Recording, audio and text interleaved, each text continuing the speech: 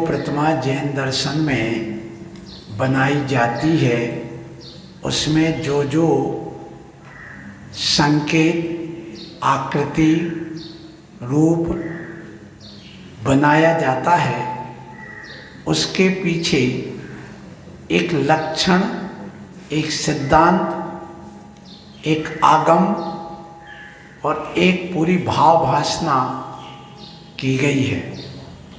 सबसे पहले अपन जब भगवान की प्रतिमा देखते हैं तो पद्मासन लगाए हुए या खड्गासन मिलती है। ये पद्मासन प्रतिमा इसलिए बनाई जाती है कि हाथ पर हाथ रखना मतलब अब करने को कुछ कोई बाकी नहीं रह गया।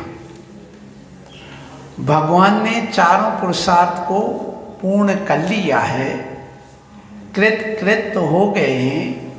कृत का अर्थ करने योग्य जो कार्य था वह सब उन्होंने कर लिया है, इसलिए अब उन्हें अलग से और कुछ करने की जरूरत नहीं है। इसलिए हमारे भगवान ऐसे हाथ पर हाथ रखे बैठते हैं। ये सिर्फ किस बात का प्रतीक है कि इन्होंने चारों पुरुषार्थ कर लिए, अब कुछ भी बाकी नहीं बचे। कहते ना भैया हाथ पर हाथ रखे बैठे, आजकल का काम ही नहीं है। तो भगवान को भी अब कोई कार्य बचे ही नहीं, सब कुछ कर लिया है।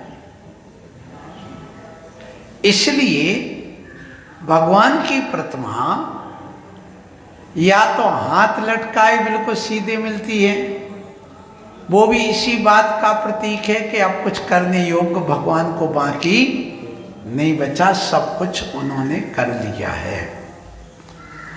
फिर आप देखें भगवान की जब मुख पर दृष्टि डालते हैं तो सबसे पहले आंख की ओर हर व्यक्ति देखता है।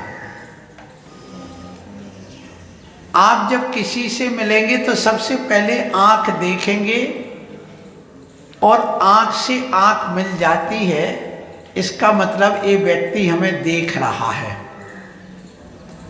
तो आप भगवान के दर्शन करने जाते हैं तो सबसे पहले आप उनकी दृष्टि को देखना, नासाग्र दृष्टि होती है।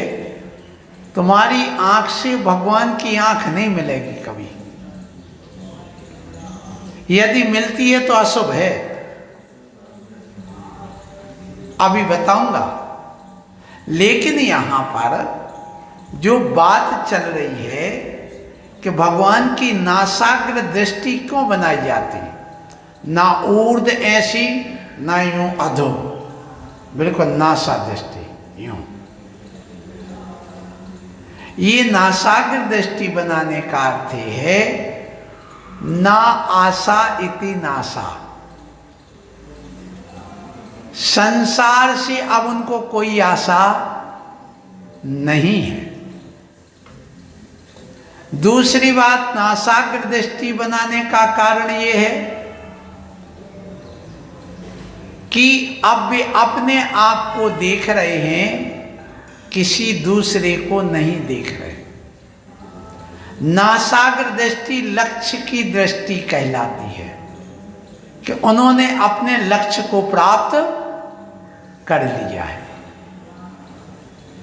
और जब हम सामने दृष्टि रखते हैं तो ये सामने की दृष्टि बताती है कि इनको सामने वाले से कुछ अपेक्षा है और ये देखना चाह रहे, इनको अभी देखना बाकी है।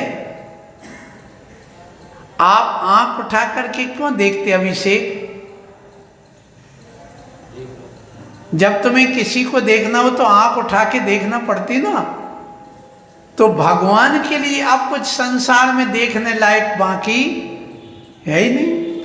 वे चर्म चक्षुओं से नहीं देखते हैं, इसलिए भगवान की दृष्टि नासाग्र होती है।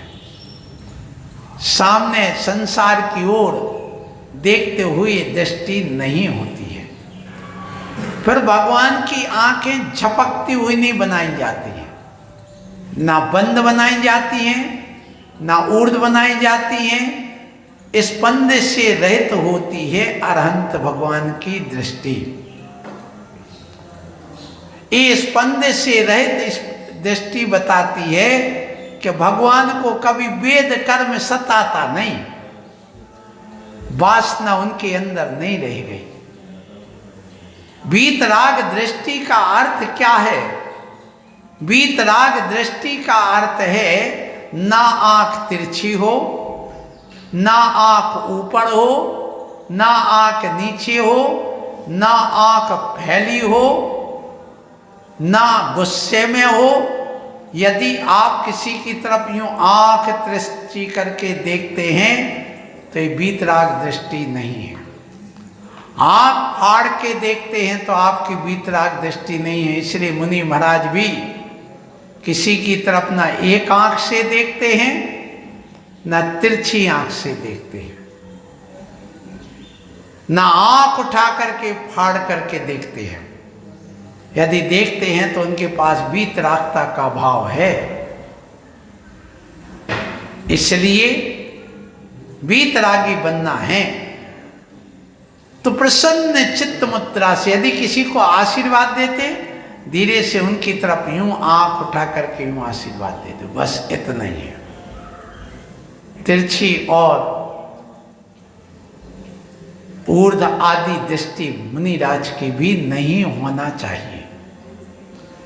आड़ी तिरछी भ्रकुटी उठा करके नहीं देखना, जिसको कहते घूर घूर करके नहीं देखा जाता। यदि देखते हैं तो वीतरागता का भाव है।